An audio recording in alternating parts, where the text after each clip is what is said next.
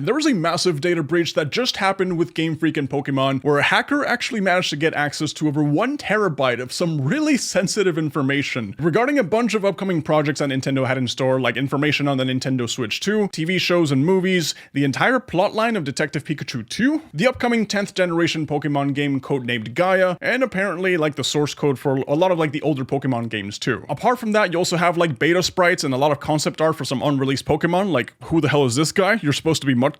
And on top of that, you also have official box art that was released for the old games. And I'm not really sure how true this next part is. I don't know if people are trolling me or not, but apparently there's some actual lore that was released that was written by official Pokemon employees that goes in depth on human X Pokemon relationships, where apparently a guy had a kid with an octillery, and that kid grew up to kill 30 Ursa-rings with a sword. And then there's also another story titled Original Sin, based on the current Pokemon world, and it's a story about a woman who used to kill Slackoths for fun, and then she got assaulted by another Pokemon and ended up having a baby that was basically just a half-human, half-Slackoth creature. Like I mentioned, I can't tell you if this is real or not. I don't know if it's just the internet trolling, but it sounds so out of pocket that I just can't help but believe that it's actually real. Like, this has to be one of the biggest leaks in recent gaming history, and the fact that these box arts and documents got leaked just really tells me that the bootleg market for old Pokemon games is about to get really interesting. But I'm gonna be super careful with what I talk about and what I show you guys today, because I don't want the Nintendo assassins showing up in my doorstep. I'm not going to talk about any spoilers regarding upcoming projects that Nintendo has in store, because I think that would be a pretty shitty thing to do. And I also want to clarify that I don't personally condone this type of leak, because I don't think we're doing any good by hacking a company,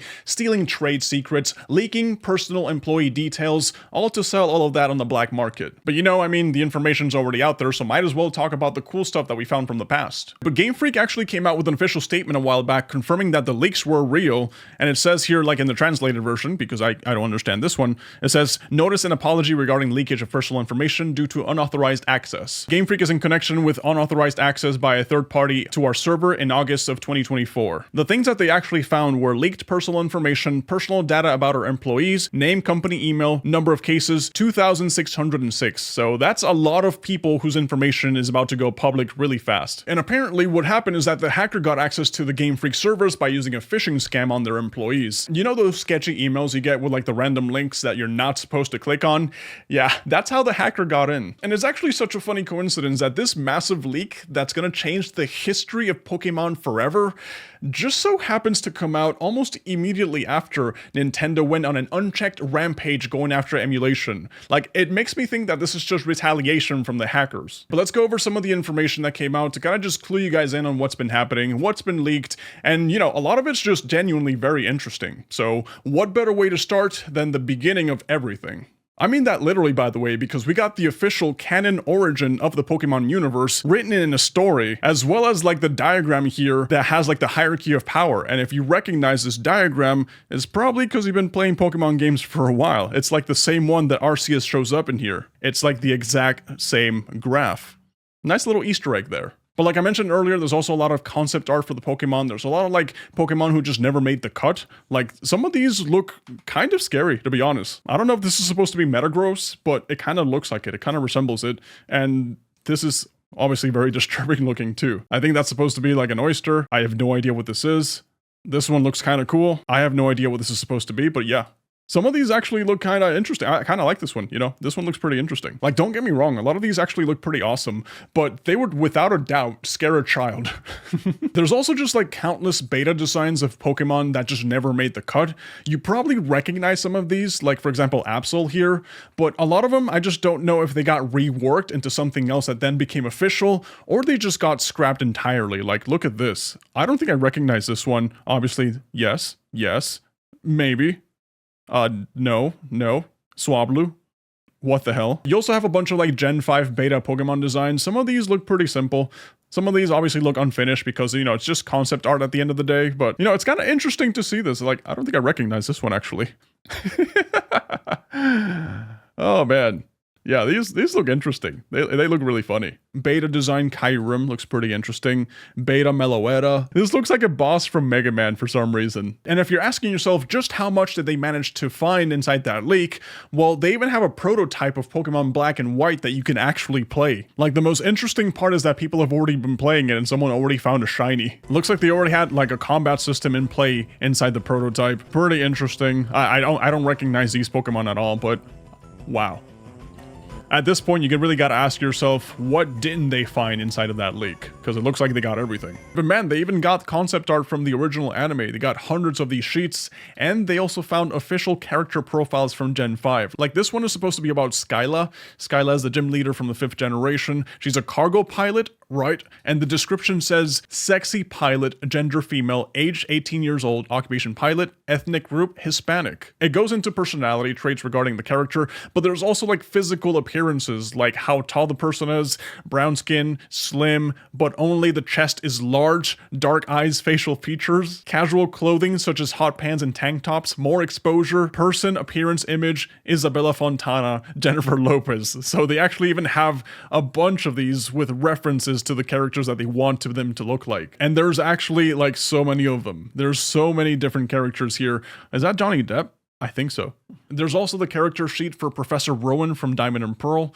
Like, the entire information is there. It's really just surprising the amount of work and detail it takes to like bring all of these characters to life. And like, there's people that are actually already doing artwork of some of like the beta Pokemon designs, and there's still so much more leaks out there. Like, for example, this is supposed to be Lickitung's evolution. I don't know what this is, to be honest. This is a Rotom that's kind of like a toilet, I suppose. And well, there's that cat again I don't recognize. Guys, I don't want to sound fake, but I honestly just stopped taking Pokemon seriously after like X and Y. After that, maybe I just played a little bit of some of the other games, but I stopped being like a die-hard fan after that. So anything about Generation 3, Generation 4, 2, 1, I love that. Anything that goes after that, I'm just a lost cause. And there's still so much information regarding the leaks that I just realistically can't cover in one video. I feel like the more that I show you guys, the more I just put out there, the closer I get to having the Nintendo assassins come find me where I live. But yeah, the leaks weren't just like a concept arts or just like unreleased Pokemon or, you know, a bunch of like these designs that really look rather interesting.